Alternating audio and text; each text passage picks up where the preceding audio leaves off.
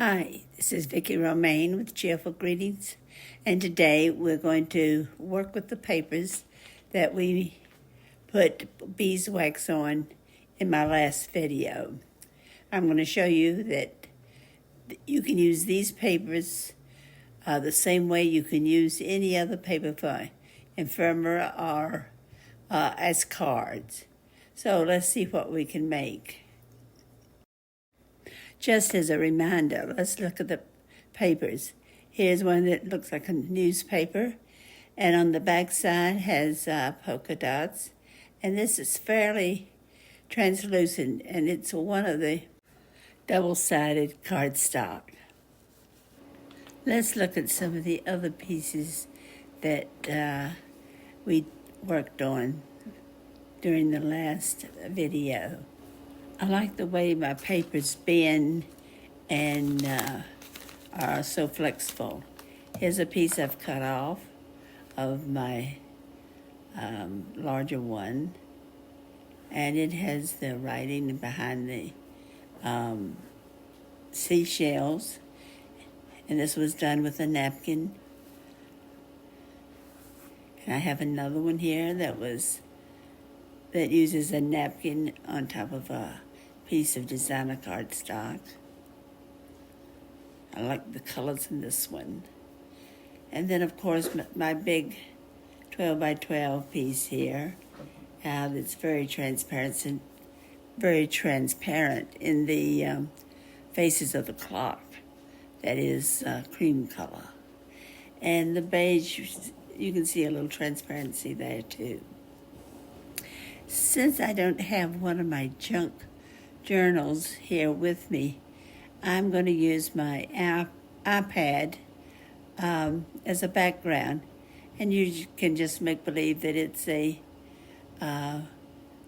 piece of paper or a page in my junk journal. But I wanted something besides this grid to put my items on so that you can have the right effect. So let's see what we'll work on first. I have a couple of items here that I made before,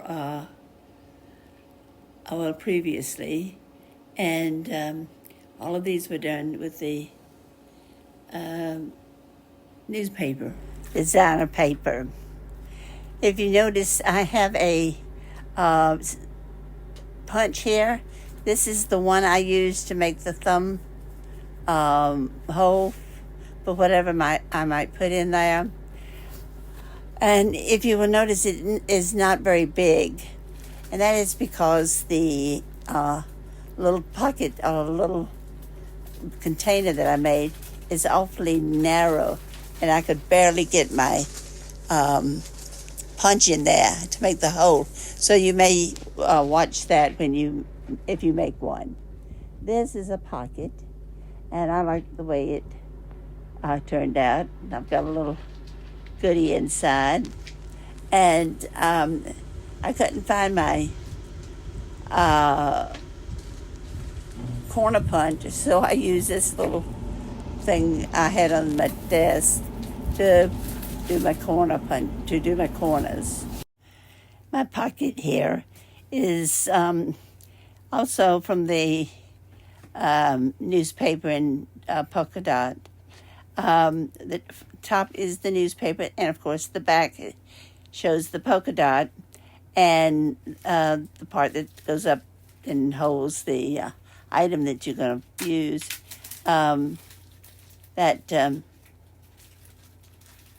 Is the polka dot also. I've turned my iPad over, so we'll have something really solid without all that stuff sticking out of it. So you can see the little pocket on a plain background. And this next item is a bookmark, or it could just be a something you put on your book just to stick out. The back side is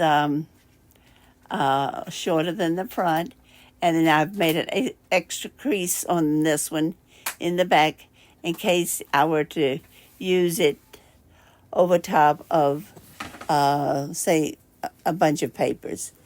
Kind of like if sticking it over my iPad.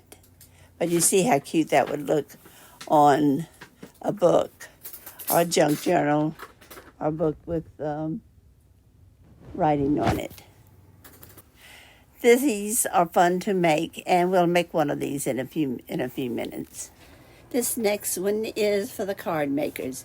Here I have cut a rectangle out of the front part of my card, and I have another one of the beeswax papers. This piece really looks transparent because of its light background, and it will go in my little window. Now, I cut the rectangle out with a die, and then I took, these were stacking dies, you know, different sizes. Then I took the next size to cut out the paper, and because I want, that has to be larger than the hole. So I'm going to put some glue on here, and we'll see how this looks.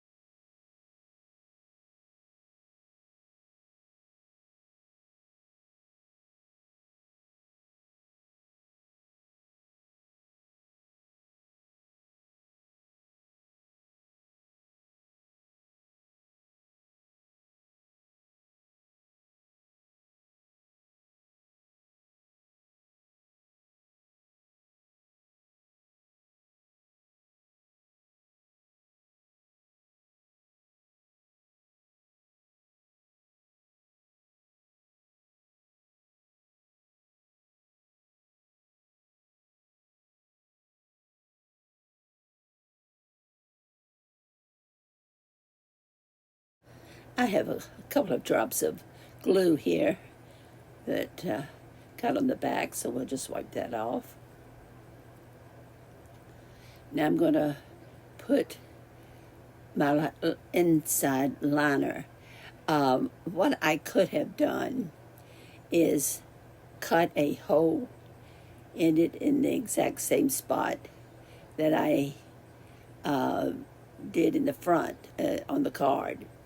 And that way the mat on the inside would match the front exactly, and you could see through it. For this particular card, I didn't do it. I just was really taking the easy way out, and I just have a solid mat to go over my window. But I would definitely consider making another card and putting a hole in my mat, just like the front. But having this like I have it now, it's going to cover up where I glued the beeswax paper to the hole, that rough edge. So that is completely covered up, and this makes the card much neater. Here's my finished card. It looks nice and neat. And for me, it's missing something, though. I need some sort of embellishment on the front. I have this bag that is just loaded with goodies, and there's bound to be something in here that will work, but I'm not sure what it is. However, I don't want to pull everything out. I know I'd like to find a rose of some sort to put in the corner to match my paper. And I'm using the word paper flexibly back and forth. Many times it's cardstock, but what I'm referring to is the beeswax parchment paper that we made. Now here's a flower. It's nice and neat, and it would go in the corner. I'd like to have a piece of lace. Now I can't reach all of my supplies, so I have to call upon my husband to get me some of my pliers. And he's not around right now, so I'm going to use the next best thing for lace, and that is a doily. And I don't know if you'll be able to see what I'm doing, but I'm going to cut me a piece of a doily and make me some lace out of it. That's what I did with my bookmark above. Now what I'm doing is just basically pleating my little piece of doily. I had to cut off 3 of the circles there that are in the doily, and kind of pleated them over and over each other. And I have kind of a rough area where they all come together, but that will be covered up with my flower. And there's my lace. I really like the lace the way it's turned out. If you'll see, it's kind of pleated. And it kind of makes, you can use a doily and make it into lace. There is no rule that you have to use actual lace. But next time, I'll plan ahead enough to get my box of lace down off the shelf. Now, after looking into my bag of goodies, I found another flower that I think will do. It's still in the color scheme, and it doesn't have the stem. I kind of want to keep this flower. I had a purpose for it, but I just haven't used it yet. And I need a flower with the stem to do what I want to do. So I think I'm going to pull out another rose here that has some leaves on it, and I believe it will fit right onto my so-called lace. And there where it's uneven and the folds are made is where my flower will go. In other words, it's going to cover up all the bad spots. And the only thing you're going to see is lace coming out from under it. Now, there is one thing I'm going to have to watch, and that is to make sure that my lace does not come out from the card itself. In other words, if the lace is sticking out from the side of the card, it's going to get bent when it goes in an envelope. So I have to watch that when I place it on my card. Right now, what I am doing is gluing down the little pleats that I made. And the pleats aren't even, and they kind of go different directions. But that's what makes it interesting. So I have to make sure I put enough glue to hold them down.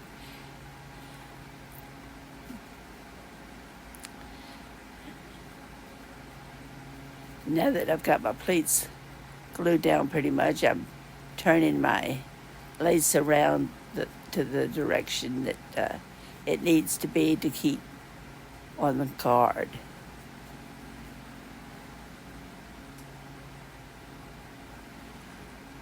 What I could have done is cut my rose down a little bit with a pair of scissors so it wasn't quite so big, but I don't think the person receiving the card will even notice that it is a large rose.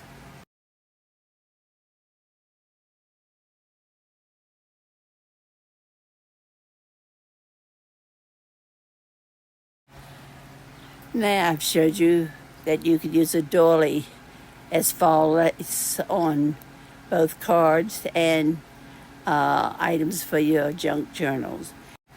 I've said many times before that your techniques trends over from one to the other. And just because a person makes cards, you should look at it in the light of a junk journal or vice versa. Right now I'm going to use this doily as my background because my graph background is hard to see your items. Now you say she's not going to use that scratch piece of paper to make something, and the answer is yes. I'm going to make a belly band out of it. And what you do is you glue the top and you glue the bottom. And I think I picked up a piece that's too large. No, not really. You glue the top and you glue the bottom of the band, and then you put something underneath and the belly band holds it. So a scrap can be used to decorate both your cards and a journal. Why would I use one for a card? Well, I could put it on the front and put a Bible verse, say, inside, or a special note to the individual, as well as the sentiment of the card. So it has possibilities too. Now we're going to use my favorite paper of all the ones I did. And this is the Seashell, and the lines from the cardstock that we put together. And this one I've made a bookmark out of it. The front is a little longer than the back. In other words, these don't have to be exact sizes, and I'm not giving you exact sizes, but you want to have the back a little shorter than the front. Now, I happen to have a die cut that is a seashell. Of course, after I put it on, you won't be able to see the background paper very well, but that's what happens sometimes. Now, this seashell takes very much glue. At least it takes a few minutes to put it on, because you want to go down all the ribs. If part of the die cut is loose because it didn't get any glue on it, it could easily be torn. I'm placing my little seashell near the top of my bookmark, and because I want some space at the bottom. What I'm doing now is making sure all of the edges have some glue on it, because this is a piece that, if it were in a junk journal, would get moved a lot.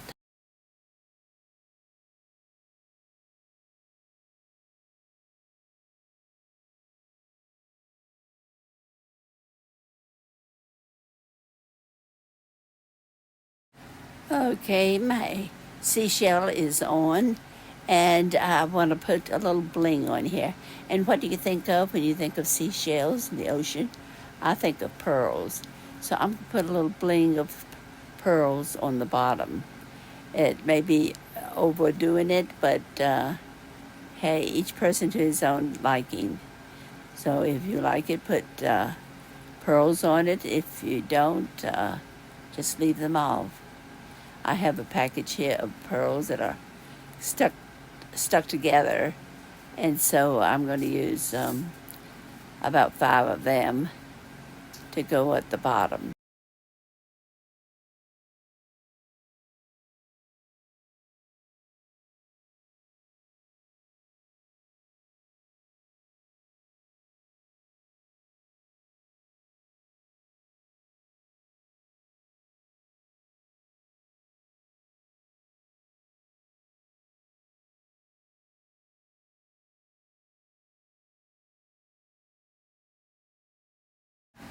Now we have another item finished, our little bookmark, or it could go on the front of a card.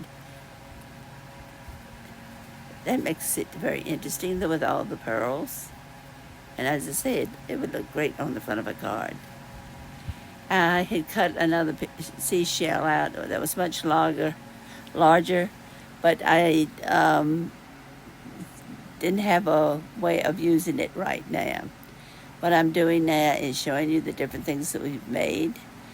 And there's my belly band, my bookmark, and then don't forget my card, and my pocket, and another little pocket that you could slip something in, you could slip a pencil in there if you wanted to.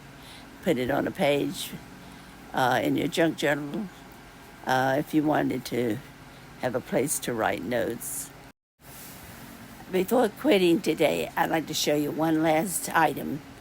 I have this piece of parchment designer paper like we made the other day, and I am testing out where it's just about half, and I'm folding it. You want to try to do it the first time, so that's why I kind of go back and forth, so to have them, since I'm not measuring. Okay, the bottom of the piece it is folded up about 1/8 of an inch. I fold the bottom up about 1/8 of an inch, and then I put glue on top of it. After that, I put glue down the sides. You pick up a little glue on the one that goes on top. After that, I take my punch and I punch a thumb hole out of it. And this one's a little easier than the one I made before because it's wider. As I said, you can use any size you want to. But the glue went down around the bottom and up one of the flaps. To make it very simple, I am just going to add a sticker on my little pocket. Now let's look at what we have made. There's our last little pocket, the little narrow pocket, a regular kind of pocket, a card, 2 bookmarks, and I used most of the pieces of beeswax paper that we used. Well, let's see, not all of them. I used 3 of the beeswax papers. I hope you enjoyed this tutorial. If you did, check out some of my older videos. Look at my playlist and pick out something like wonky houses, that if you're in a wonky mood. And I have some unusual paper clips and making junk journals without spines, or let's say hidden spines. But in the meantime, you have a great crafting day, and don't forget to subscribe. I hope to see you later. Bye.